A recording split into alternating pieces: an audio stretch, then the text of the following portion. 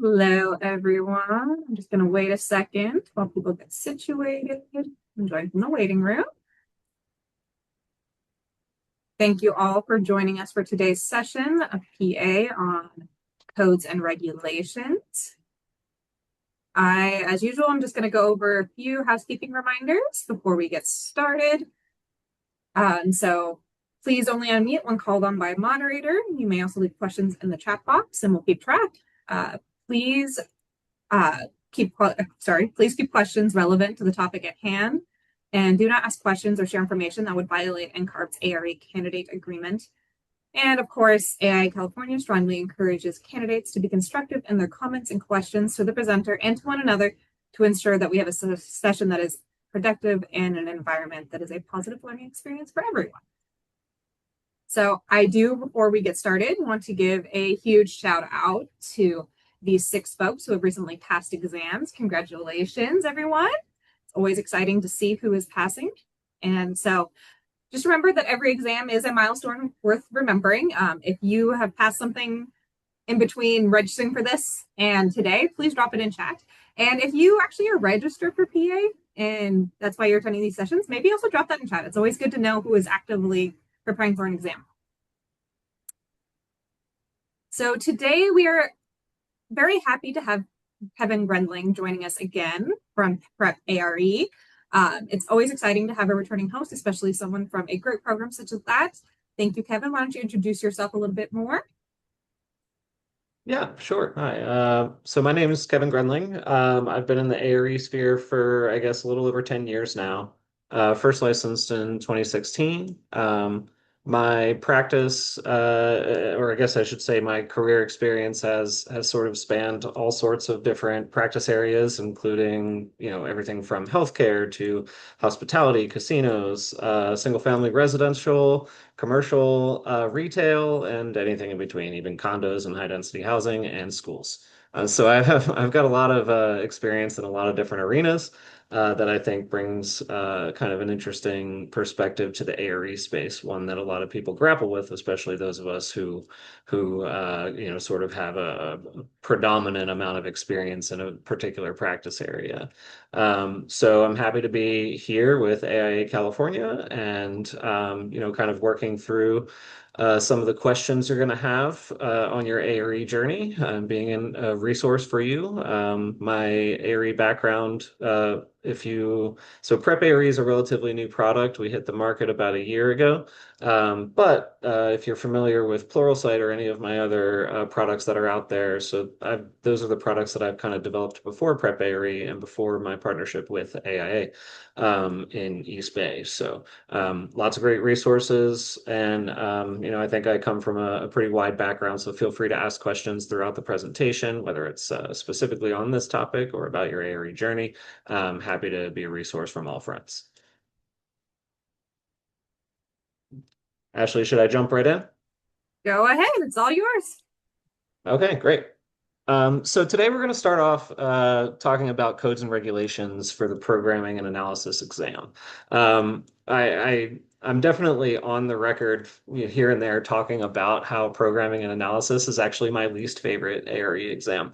And that's because it's kind of an amalgamation of everything that sort of happens, but doesn't usually happen, especially for a relatively new emerging professional. And that's because a lot of the things that happen in programming and analysis happen sort of in the higher tiers of activity in your firm. So that's going to be, kind of at the project manager level and project leadership level, depending on how big your firm is. So a lot of this doesn't really hit the desk of somebody who's, let's call it 2 to 5 years out of school. So that makes it very confusing. So where I'm going to start with is actually just kind of context building around what exactly codes and regulations really is testing for, because I find that most people get most frustrated with this exam because they don't really understand where the line is, or I should actually say where the blurry line is. Because it's not exactly a line that is precisely akin to when we switch over and sign our contract and start schematic design. It's not exactly that. It's something a little I guess, amorphous in that regard. But let's talk real quick about phases and how the design process generally works. The design process is kind of like two steps forward, one step back, two steps forward, one step back, or 100 steps forward and five steps back, or hopefully not 20 steps back. But you get the idea, right? We have our progress, we'll develop, and then we kind of get comments, and we have to respond to those comments before we move on to the next phase and get approval to move on to the next phase. So what that looks like in the ARE sphere when it comes to the phases that we're looking at, roughly equivalent and akin to the exams we're going to be taking. We have schematic design in purple, design development in orange, construction documents in blue. And it's a pretty easy convention to want to rely on PA being schematic design. And that's a bit of a mistake that a lot of people tend to make in the beginning of their ARE journey, because it technically mostly exists before schematic design, but it has some schematic design implications. So I'm going to talk about those here. And this is my breakdown of essentially what the phases of design look like next to the ARE. So essentially, programming and analysis is kind of it's pre-design plus a little bit of schematic design, depending on how the project development process is actually working. And so the ARE space, when you're thinking about contextualizing what the ARE is going to test you on, they're testing you for the most part on a typical design bid build project. If it's anything but that, they will specify that. And so that means that it's going to follow the five phases of design pretty standard. So when I talk about programming and analysis, it's mostly about understanding constraints and possibilities. And where it overlaps with some of the later schematic design exercises and design development exercises that you'll see a lot in project planning and design is when you start getting into design synthesis. So that overlap is things about site, context, and early codes that essentially are the beginnings of feasibility studies, and understanding what the implications are and possibilities are on that site. The implications of the restrictions and the possibilities are on that site. So I want to talk about a couple of sample questions real quick, and I want to preface this first by saying that these sample questions are directly out of, oh, there's a typo here on number C, but or letter C, but anyway, these are directly out of the first edition of the ARE, what they used to call the handbook, now the guidelines. So there was a really good example of two questions, one for programming and analysis and one for project planning and design, that I thought really illustrated the difference in that blurry line between the two quite well. This first question is, an owner has selected a hilly site for a new two-story residence. The site is located in a temperate climate with winter winds predominantly from the northwest and summer winds from the southwest, which location on site is a favorable microclimate for passive heating, cooling, and daylighting. Now, I know this isn't a code question. We're about to get into code. I just want you to understand where the line is between these two exams relative to phases. So it gives us a couple of options for where it might possibly be. Now, here's the similar question that was dropped into the project planning design example questions. And so it says a new one-story daycare center is being planned on a hilly suburban location in a hot, humid climate. The prevailing winds are from the south. The client wants to use passive cooling. Which of the following strategies should the architect recommend? Check the three that apply. Now, you might think that these questions are almost exactly the same question because the similarities are pretty um, pretty robust. It deals with site context, it deals with climate sensitivity, passive design focus, wind, microclimate awareness, specific program considerations relative to where you're going to start the design process, or have already started the design process, and then early design decisions and visual spatial reasoning. So all these things are similarities between the two exams, but where's that blurry line? What exactly is different between the two? So when you compare the two of them, the rationale really is that when it comes to programming and analysis, it requires this question, requires evaluating environmental site conditions, specifically to inform the siting. That doesn't mean we're going to actually choose the siting. or that we're necessarily developing a design on that siting yet. It's understanding the implications of the restrictions of the site. Whereas in PPD, it's actually applying passive design strategies, which is part of early design integration. Now, how might that look when it comes to code, right? Code may be a reverse analysis of something that already is designed or the addition of a new item and what impact it has on the code analysis for PPD. When it comes to PA, it's mostly going to be understanding what restrictions there are and what possibilities there are. So it'll be a lot of essentially like, can this happen? Can that happen? Where can this go? If this can go, where would it have to go? Those sorts of analyses are going to happen a lot in PA. Um, so back to that blurry line, or sorry, that was a duplicate slide. So let's talk generally about codes and regulations. Oh, and I do want to pause real quick to say that I do enjoy having a conversation throughout this. So if you'd like to, and I'm going to rely on Ashley and Justine to kind of monitor the chat, if you could please. I got to move this, sorry. So that if anybody wants to raise their hand and jump in, if you could please, or if they're allowed to unmute, feel free to do so. I like a conversational approach to this content, so you're welcome to jump in at any time.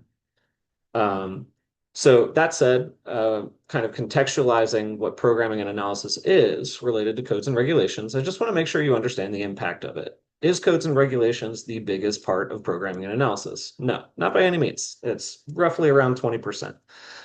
So what impact does this have on your ability to pass?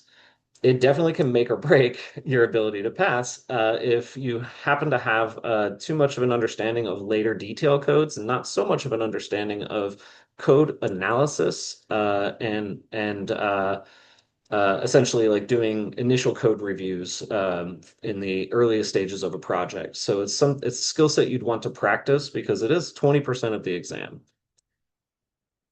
So I just want to run through real quick, and I'm not going to read all this, so I don't want to get into too much of the minutia, but this is out of the NCARB handbook. So we're looking at codes and regulations for the initial analysis and programming phase of a project.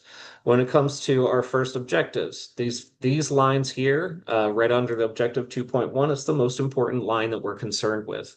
That would be identifying relevant code requirements for a building and site types. That's 5 to 9% of the exam. Identifying relevant zoning and land use requirements, and identifying relevant local and site-specific requirements. So what's the most important word in all of that? It's the word identify. We're going to identify the building requirements, we're going to identify site use requirements, and we're going to identify local and special requirements that are on that site. And I'm going to help illustrate what exactly that is and where the limitations of it for the PA exam are in just a moment. So just remember, though, that this is about identification. So a whole lot of analysis and evaluation, not as much understanding and application on this exam. Just a real quick, if anybody is curious about what I mean when I say analysis and evaluation and analysis, sorry, yes, understanding and application and evaluation and analysis. So if anybody doesn't understand what those are, let me know because we can kind of talk about that. Just give me like a thumbs up or something if you want me to go through that. But basically, it's the way the exam breaks down the types of questions you're going to encounter. So it's going to be not very heavy on understanding and application. So this is one of the most important slides in my whole talk. It's about understanding the impacts of the regulatory framework. Where do you need to have your mind uh, in terms of contextualizing these lessons specific to the programming and analysis exam? And that's a really important statement because we're looking at things like what are the jurisdictional requirements? What are the codes and amendments that are specific to this jurisdiction, right? And that can be anything from state to down to local, like your zoning and planning and zoning. And then it could even be federal if, for instance, the Army Corps of Engineers is there regulating a wetland or something like that. So that regulatory layers is understanding who's responsible for what, And then also if there's an implication of project funding. So if you're taking federal dollars, it could have an implication on what regulations you're going to have that have an impact on your project. And then, of course, your occupancy classification and building code. So this is probably the second most, or maybe it's the most important slide for this entire presentation. We're talking about a framework for codes and regulations, right? So what skill set do you need to prove minimal competence? Competence in codes and regulations on programming and analysis essentially has three components. It's, can you define the buildable envelope? And if you can do that regarding your permitted uses, what the setbacks are on the site, if there's an FAR, floor area ratio that's height, or even some jurisdictions will do building massing proportions or something like that, parking requirements, and of course, building code requirements. So that's defining the buildable envelope. What exactly can you identify where you can build on a site? Secondary is identifying the constraints within the envelope. And I actually probably should have moved building code requirements under identifying constraints, because the buildable envelope is just one part of your analysis. The next part of the analysis is, what do you want to do and can you do it? And so there are easements to consider, utility locations, any improvements that already exist on the site, the geometry of the lot. These are all things that have a profound impact of your analysis on your analysis once you've already defined what the maximum buildable envelope is. Now you're starting to understand, like, where are the constraints and what do I want to do, and how do those constraints actually impact what I want to do on that site. And then lastly, identifying your special regulatory conditions. These are things that are going to have a profound impact on your site that may actually overtake most of the flexibility you have. For instance, if you have a massive floodplain, if or if you're in a floodplain, I should say, if you have a massive wetland, or if there are commercial overlays, hazard zones, even for fire hazards here in California. These are all things that we have to consider that can have an additional impact on what we can do inside the buildable envelope. And so that's essentially it. That's all this exam is really looking for when it comes specifically to codes. Outside of codes, you're then going to have to think about environmental conditions, both on-site, off-site, and the impacts, here and there. But regarding codes, this is essentially it. Buildable envelope, constraints within the envelope, and any special regulatory conditions that have an impact on what you can do in that envelope. So that said, I'm just going to run through a couple of just super quick diagrams just to show you what I'm talking about. Here's the buildable area. It doesn't end there for PA. It actually is going to now consider things that are happening on the site that have an additional impact that aren't necessarily things like solar, or if there's water, or if there's tree coverage or anything like that. This is just code. So you may have easements. You may have wetlands, and all of these things are going to impact what you can build in that space. And so our analysis takes it a step further. Before I proceed, though, I do want to kind of just check in and ask if anybody has any questions on what I've talked about so far. Sorry, you guys are kind of pushed off to the side here. I'm trying to put you in a more There's favorable nothing in position. chat yet, but I do see Okay. someone raise their hands. Damien? Yeah, I have a question about hmm essentially what would the given parameters be on a question, because there's um there's the CBC, we're in hmm California, there's the IBC, there's a whole host of code references that we could take from, but these like that diagram you just showed, would the easement, the setbacks, the wetland, the property line, those would all be givens on a question, or something in the case study, for example, that we would go by, or are there references that we should be studying outside of the typical NCARB material? I'm just so curious. so Yeah, yeah. sorry, I'm just curious. Like, how would we know what these parameters are?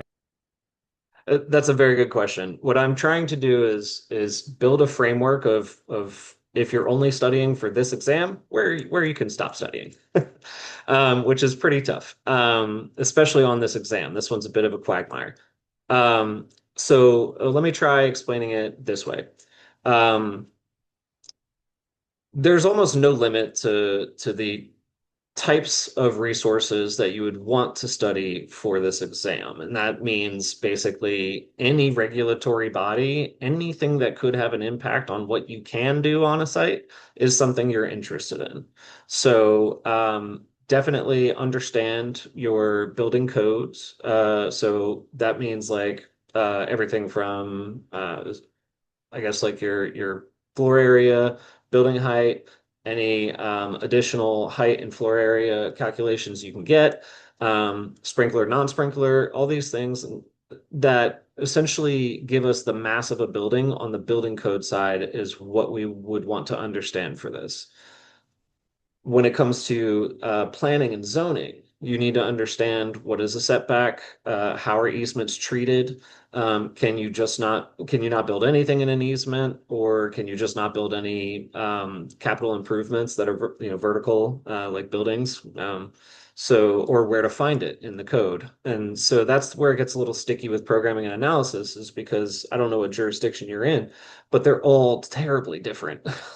I just worked with Orange County Public Works in the unincorporated area, and the way that they calculate your lot frontage is actually with these like diagonal lines that go from the back corner of your site to any curve that you have on the front, and so you have to draw five of them and calculate the average. It's completely nuts and bonkers. But what you need to practice for specifically planning and zoning is understanding how to read the requirements and how to apply them. And I'm talking specifically for your case study. Um, on a case study, you'll have diagrams like this, or you'll have plan sets, entire plan sets, and they'll have entire code sections, or they'll have building code and they'll have planning and zoning code sections that are required for you to answer the question. So it might actually have something with some language about the easement, and then say what, your client wants to build in the bottom right corner because it has the highest pedestrian foot traffic. Can they build there? And you have to read through the zoning language about the easement and see how it's handled. So I'm not sure I'm exactly answering your question, but No, go yeah, back to those three. this was helpful, and Okay, good. yeah, no, you really, yeah, I think you were spot on. Thank Okay, thanks. Yeah, and I have some examples later, and feel free to jump in with more questions about it. But like when I it's hard to answer that question very simply and shortly, because each section, each type of all those three things, like identifying building code, identifying planning and zoning, and identifying the local requirements, would be something like a specialty thing, like a wetland or an easement. They all are kind of treated slightly differently in the area environment, because a lot of building code, you'll get the reference, you can reference the building code, but some of it is intuitive that you kind of have to know. And I have an example in here to show you. And then others, um, others are a little bit more just technical and execution, executive in nature. So we'll get to that. All right. But that's actually where we're going. So where does it go from here? We're going to jump into some of what I call examples. I think that it's probably the thing that you're like, please give me some examples. So this is my word that I use for this, examples. Let's go into an examples. Example number one. Um, so this one actually does talk to the what I was just talking about with you, Damien, because there's a part of it that you just have to know, and there's a part of it that you can investigate specifically in the resources, right? So sample question is: a school district plans to build a new high school classroom building on a limited site and would like to maximize the height of the building to provide the most amount of classrooms. If the building is of type 2B construction with an automatic sprinkler system and no area increase, what is the maximum number of stories the school can be? Refer to table 504.4 below. And it has, one story, two story, all the way up to six stories. Um, so seems like a pretty simple question, right? Where it gets a little sticky is, you do have to reference this table, but you have to understand how this table works. What the exam doesn't tell you in the question is how to find the right information for some for some of the information you're going to be seeking, it's going to be intuited. And that's based off of your understanding of this table and how these different occupancy classifications apply. So what we have here is it was a high school building, and it was sprinklered and it was 2B. And so this is the easy part. It just says you just follow it from sprinkler over to the type 2B column, and you get 3 stories, right? This is with no additional height limitation calculations or anything like that. Now, where does it get a little sticky? Does anybody know where this might get a little sticky?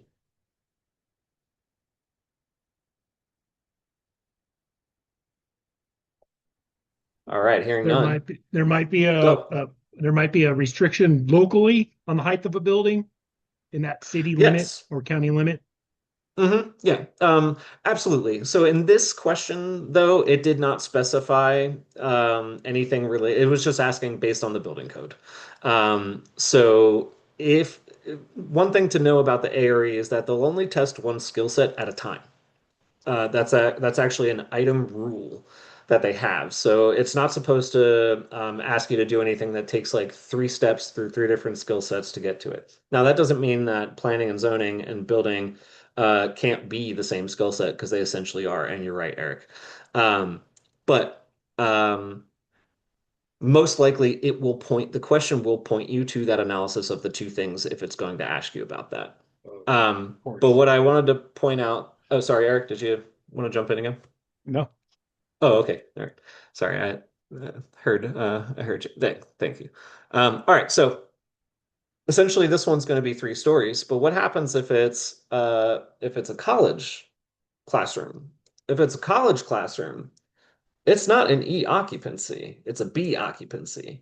And so that's really important to understand just from an operational level and an understanding of your craft. So that's a good example of like, what do I need to know that I won't be able to intuit from the question itself? So having a mastery of your most basic processes and understanding how buildings get to be the size they are, or the allowability of where you can put a building on a site gets to be what it is. So that's kind of your duty. And then the rest of it, that's a test taking skill set, is understanding how to read the question to be sure whether or not it actually is asking you about building code and planning. So that would be 4 stories. I'm gonna jump on to another question here with how far can it go, unless somebody would like to comment on that sample question.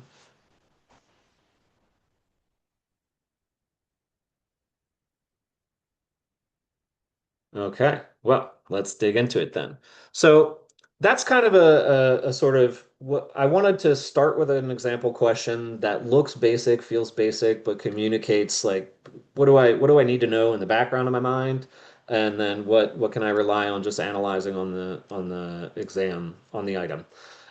So the next question is just really understanding like how detailed and how far will the programming and analysis exam possibly go? And so this question, example 2, is a little bit different in nature. A client of your firm sends an RFP for a multi-family residential housing complex with more than 4 sleeping units intended to be occupied as a residence located on the outskirts of the city's downtown area.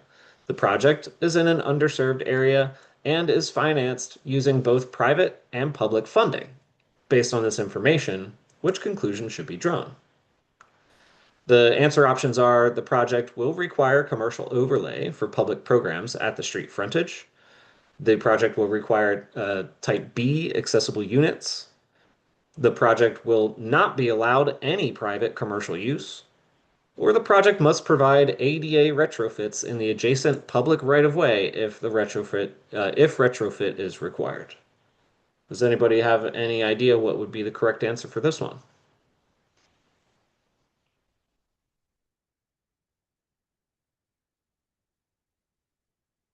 This one's a bit of a tough one, but I'm going to jump into it.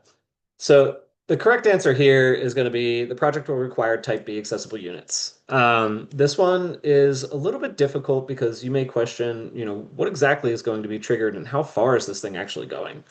Um, what I wanted to communicate with this is having an understanding of the major agencies and the basic implications of what the major agencies that are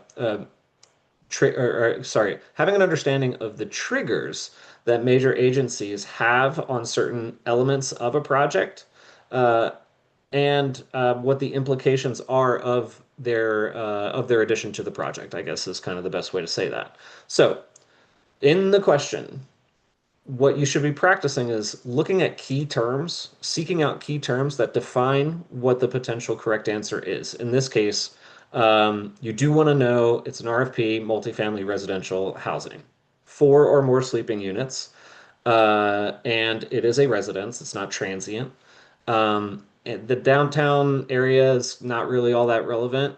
It's in an underserved area, but really the key is private and public funding. Okay, because that's a really key element that triggers federal housing guidelines essentially to be required. So then what you would have to know is that type B accessible units, while they are actually adapted, or I should say adopted into the accessibility part component of the IBC. They're not actually from the IBC. They're from the FHA public housing guidelines. And so the IBC has adopted the Type B accessible unit language whenever there's public funding involved. So that's really critically important. So the IBC uses it, but anything that you have public funding triggers FHA. So it's kind of both, really. Um, so anything else would be a requirement that the other question or that the question language itself or resources would have to point you toward. So requiring commercial overlay, you'd have to have some language in here that talks about planning and zoning that requires commercial overlay. For the project not to be allowed any private commercial use, that would be something that is either going to be from planning and zoning or it's going to be specific to an FHA document or something that talks about what other uses are allowed in the building.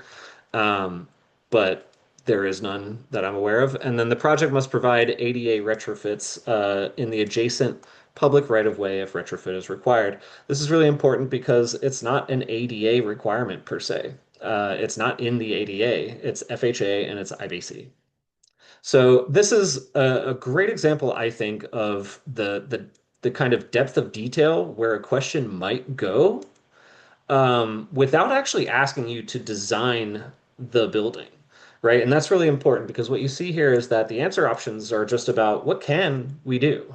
It's about informing your client what is possible on the site and understanding the implications of those possibilities. So if we need type B accessible units, what impact does that have? And that's essentially where PA stops. That's the line where we're concerned for this exam. All right. And then I have another example question, but I just wanted to give an opportunity for anyone if you wanted to comment on that one. It was a little bit of a complex topic. We could dig into it a little further if you'd like.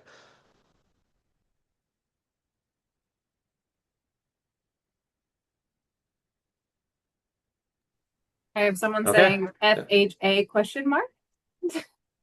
Yeah, Federal Housing Association. So yeah, it's something that will show up in your resources. It should show up in your study resources.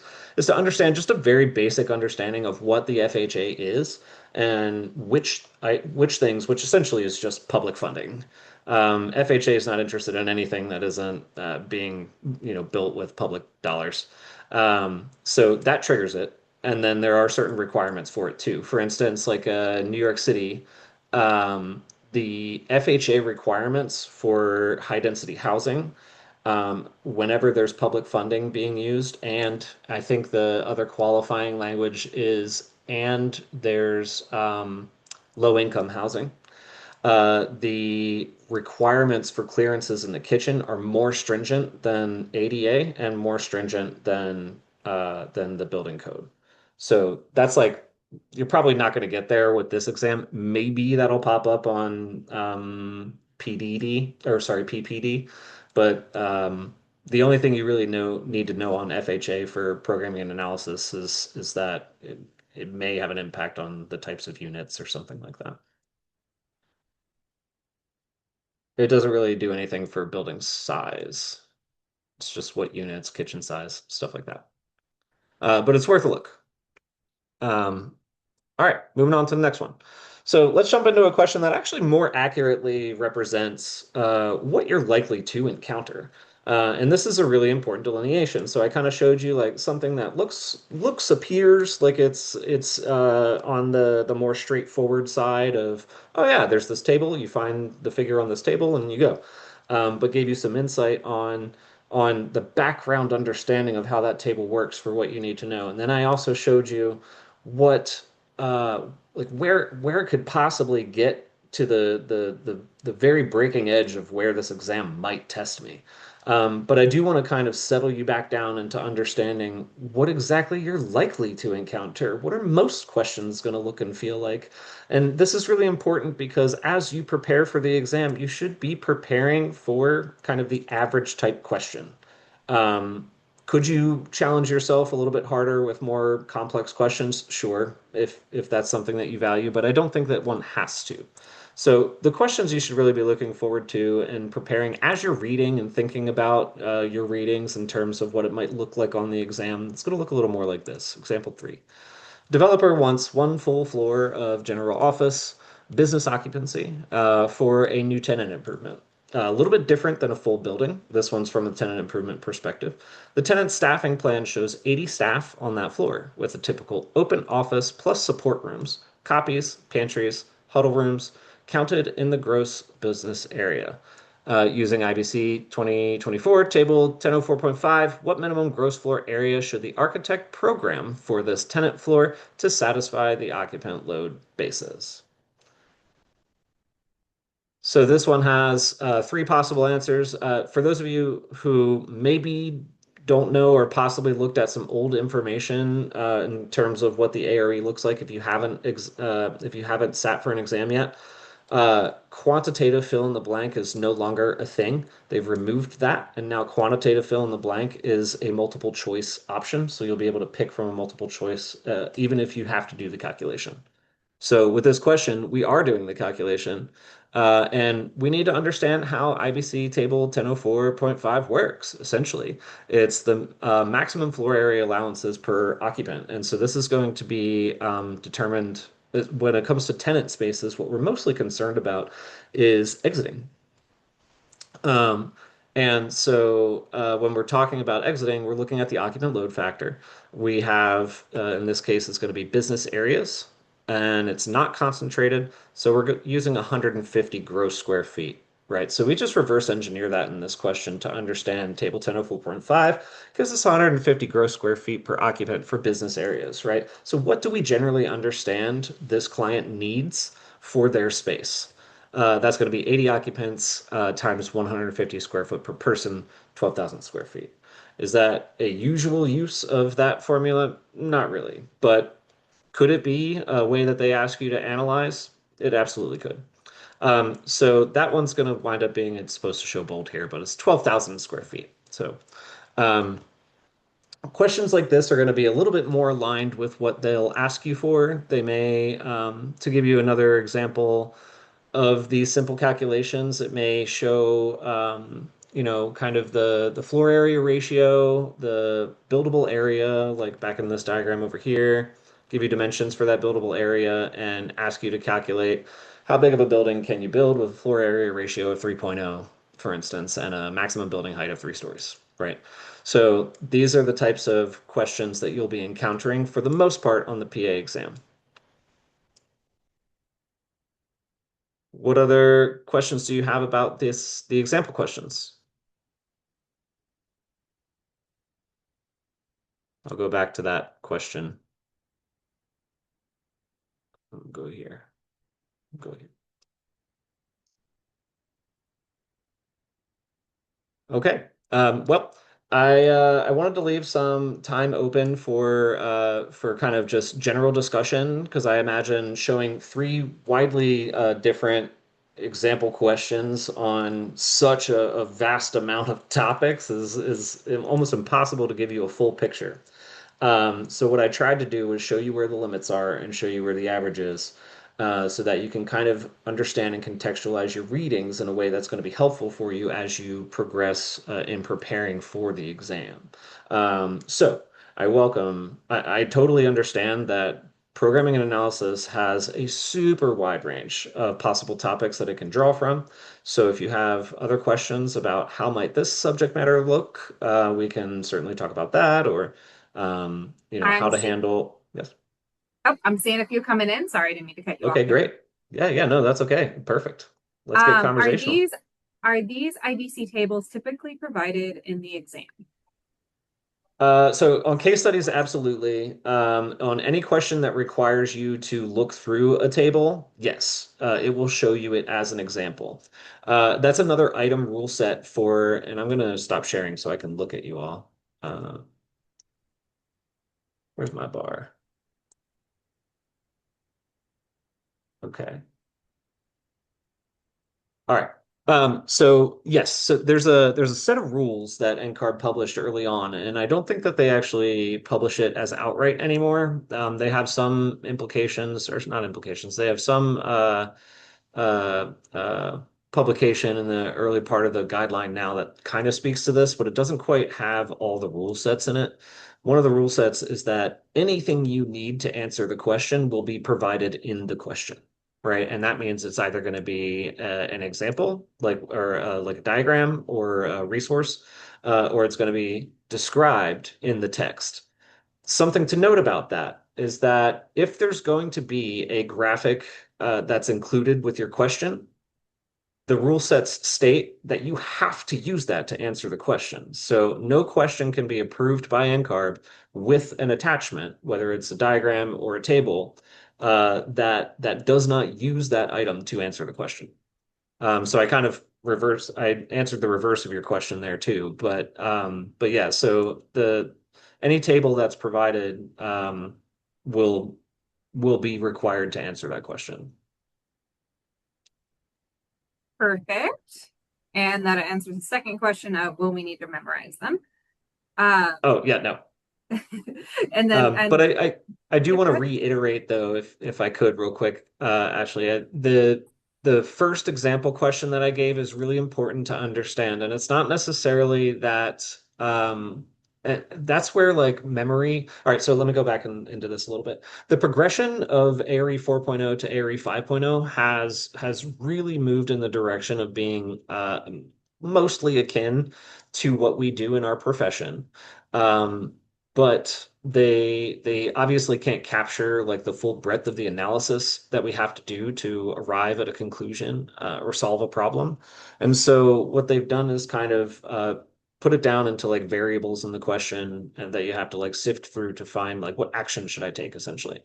So that first question is important because you could probably not know how to read that table and go into the question, and you could answer maybe the first question because it says school and you assume E.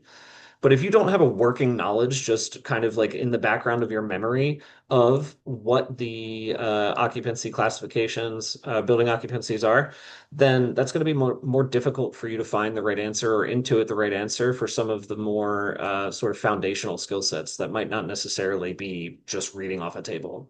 You would need to know that college, any higher education program is going to be B, not E. So anything you can do to build your base knowledge is going to be incredibly valuable to you because the exam is timed and those basics about like how these tables work, just practice them, build the skill set, gain an intuitive understanding of the widest moves that have the biggest impacts on what your building ends up becoming, and that will help you greatly in this exam. Sorry, thank you, Ashley. That was a very long-winded extra explanation. No, I think that was a great explanation.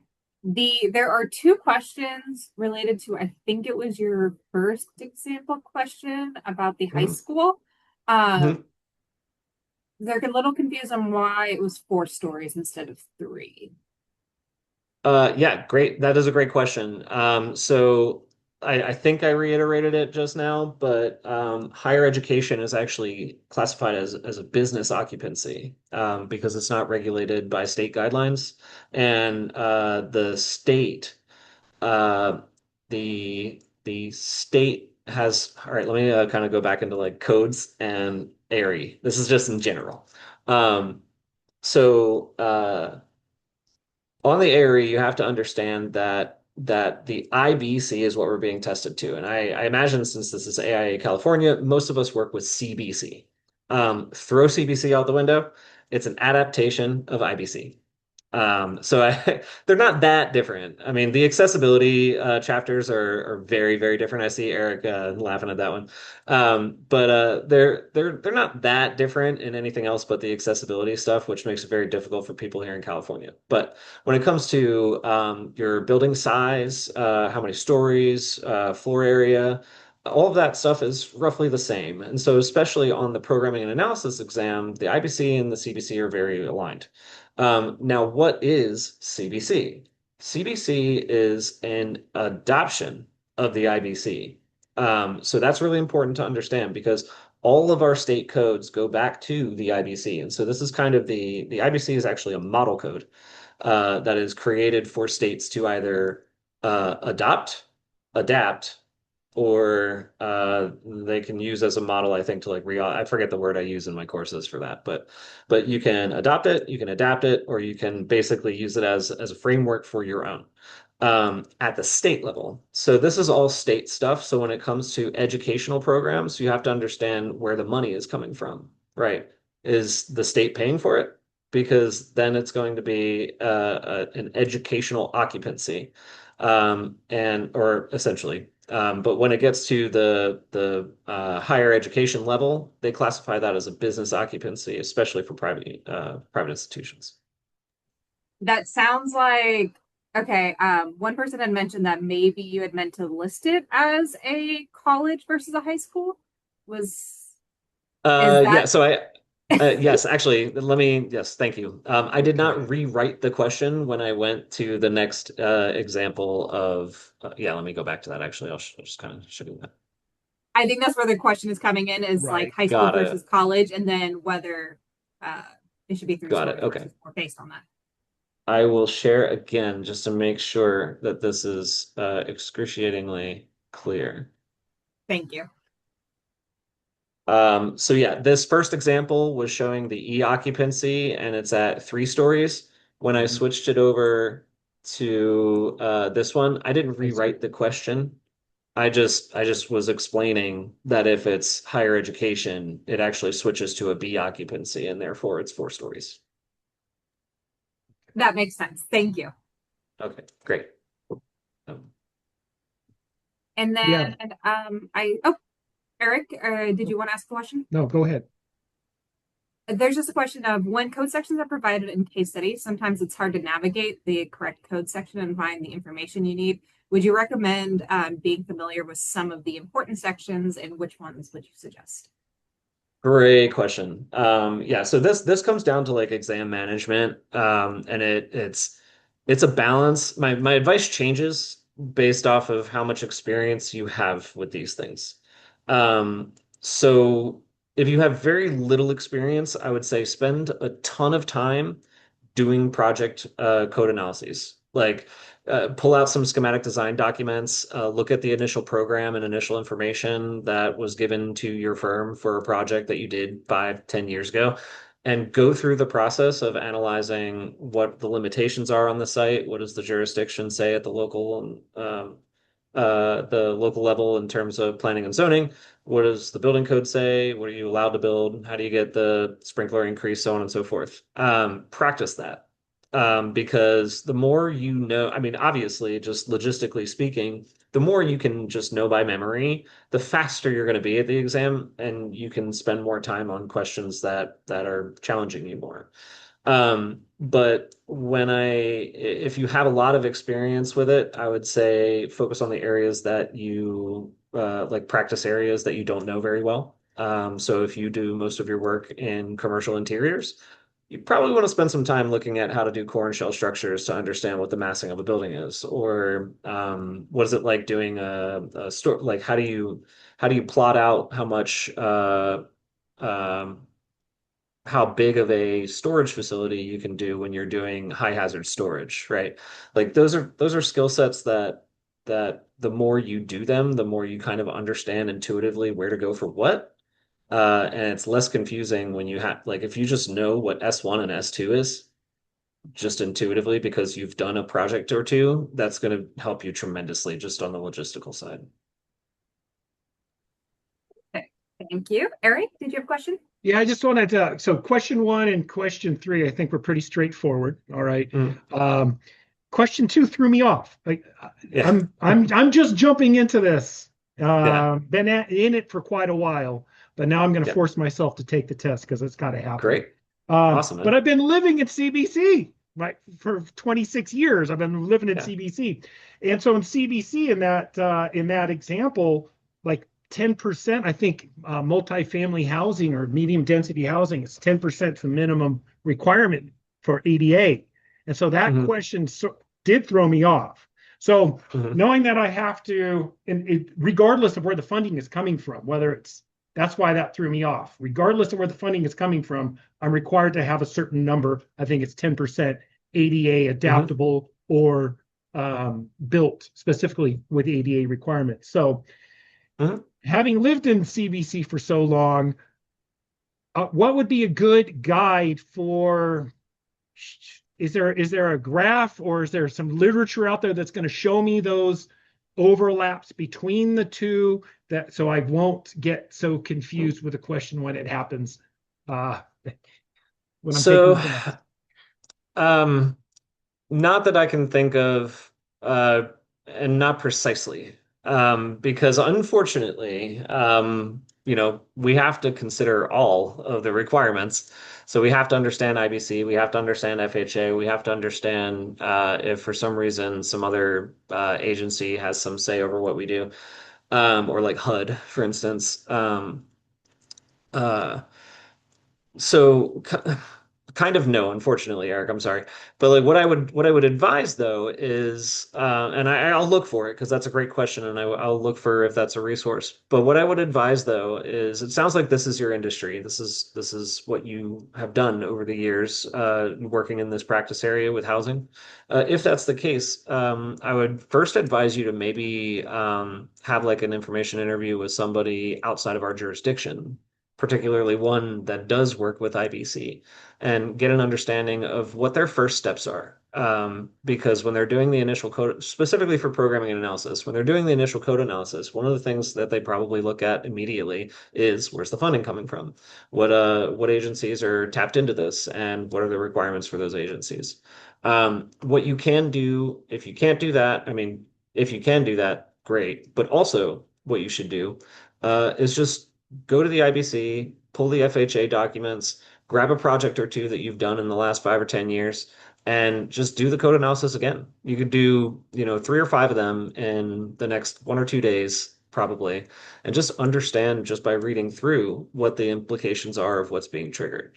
I know that's not what you want to hear. You want to hear that there's like an easy cheat sheet that says like this overrides this and this one triggers this. But unfortunately, I mean, when we look at the CBC, it points you to like 16 different code sections just to understand, how much pressure a door can have when you open it. So I wish I had better advice for you, but I'm going to look for that.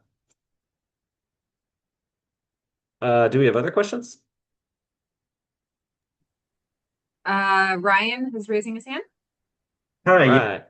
I also had a little trouble with that second question. And I think where I struggle with these ones is processing the amount of information that's thrown at Mhm. you. And so I was wondering if you had any kind of recommendations for processing questions that are wordier like this so that you can stay within the time constraints of the test and like filter out what's really important and what's really going to help you arrive at the correct answer. Yes, great question. And I do have some resources for this, and I'm working on some content for this in the Prep ARE courses. But question analysis is really important, and I've gotten not to kind of take a detour on what you're asking at the core question, but I also want to emphasize that this is incredibly important for people who are taking this exam, who are English as a second language, because question analysis becomes very difficult, identifying, which, like how to throw out conjunctions when you read and understanding which keywords are most important. Having them register the same way as a native English speaker is really difficult. So, what I would practice is keyword identification. That's really important, I think, in the processing of identifying which keywords are responding to or have an impact on the final question. And let me go back to one of my examples again. There is, if you just Google Clare, CLARE, ARE question analysis or something like that, I think it'll come up. But Claire has a great example of a question that shows how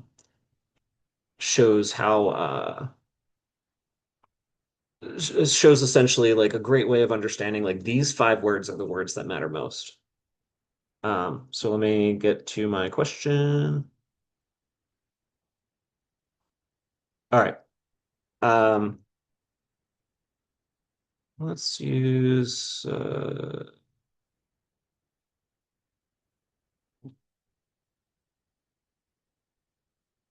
probably the second question is the most data heavy.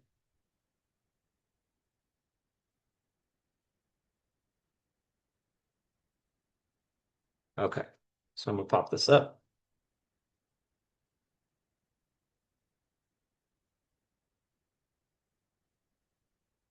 All right.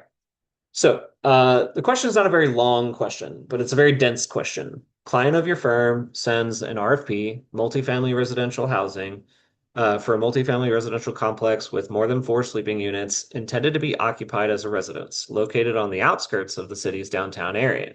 The project is an underserved area and is financed using both private and public funding based on this information, which conclusions should be drawn. So as I'm reading through that, in my mind, I'm already throwing out like client of your firm sense. Doesn't matter to me. RFP, multifamily residential housing complex, 4 sleeping units, occupied as a residence, maybe outskirts of the city, don't care.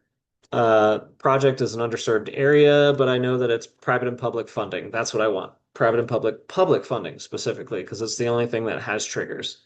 And then based on this information, which conclusion should be drawn, right? So just boil it down to what are the most important operative elements. Public funding, multifamily residential housing, more than 4 sleeping units.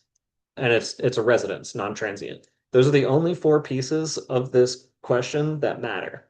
And just having that as a bullet point in a bullet point list in your head is all the information you need to understand what's triggering a conclusion to be drawn. Does that make any sense? Yeah, I think another piece of it that was a little tough was just that even after processing the question, I felt like I was reading through the answers and giving them all equal consideration and like trying to reach the correct answer. It felt like it wasn't triggering in my head, like, oh yeah, we have these Yes. requirements. B is clearly the answer. So maybe that's just something where I need to do more like code analysis type of familiarity. Well, yes, and so this question's purpose was not meant, I mean, I was trying to show you think of it as a bell curve, right? There's going to be a few really easy questions, and there's going to be a few really difficult questions that you're like, I've never even heard of the FHA, right? Don't sweat it. You get a number of questions wrong, it's okay. Focus on the ones that you do have enough background with the hardest, right? So spend a little bit of time on this, try to figure it out. Anytime you read a question, always mark an answer, and then mark it to return later, right?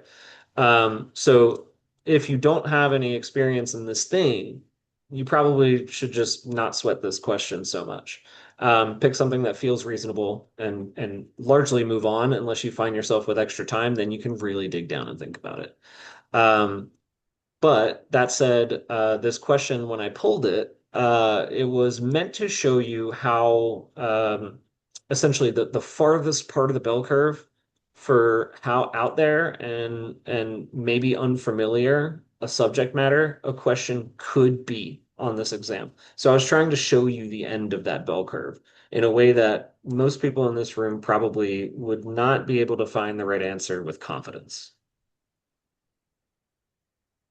Is that helpful to hear? Yeah, yeah, thank you. Okay. All right. And then the question analysis thing, I see the link that was pasted by Justine. It is a great resource. It's saying everything I just said now very simply, but I don't own that content, so I can't show it to you and pull it up. But it's fantastic. And it's a model for how to think about ARE questions.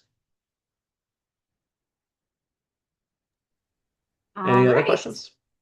Well, I guess we're out of time, huh? It is 6:30. I just want to make certain there are no other final questions before we think we're good.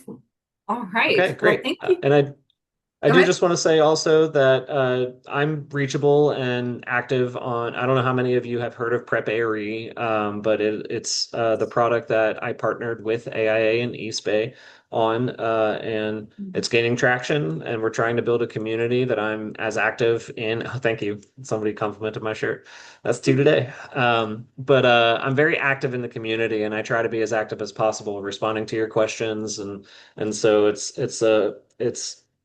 a very, very large library of resources. We have practice tests, lessons, knowledge checks, pretty much everything you can ask for in the ARE space. And if you want to reach me, that's a great way to reach me. You can find my email through that from Mike Wilson. And I think Ashley, you might be able to give it out too. I'm not sure. But I don't know if I'm allowed to, so I'm not going to type it up. But yeah, so feel free to reach out, get involved with any of the materials. Our mission statement is that we want you to pass, and it's not about making sure that you're our customer with our product. We want to find you the best product. So if Claire is the best product for you, we will tell you that that's it. Absolutely. And you do get a deal as an AIA member since it is an AIA product. So just something to take advantage of if you're an associate and you're looking for a cheaper product. Just something to consider. Well, thank you so much, Kevin. You always are such an amazing presenter when you come on and join us. And I Thank you. really appreciate you taking the time out of your evening to do so. Thank I you. will let everyone go and enjoy some dinner and have a great rest of your evening and have a great week, everyone. Bye.